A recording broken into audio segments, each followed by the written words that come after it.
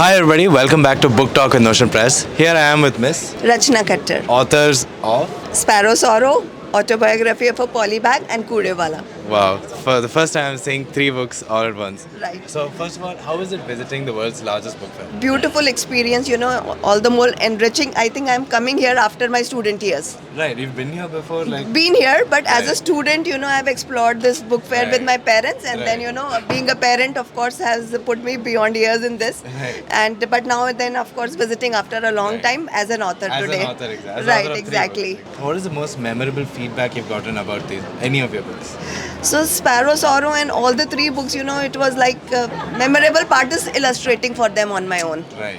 Like I did all the illustrations at Even the cover and all of this? no cover was done by Notion Right, Press right. definitely, but yes, the inside illustrations, at. So I will take you back to the history that when you're publishing girls, Nikita and Nidhi Right, actually motivated me that ma'am, why don't you do the illustrations on your own? Right. Looking at my previous work, Right. so it is their contribution which motivated me actually to further go into it.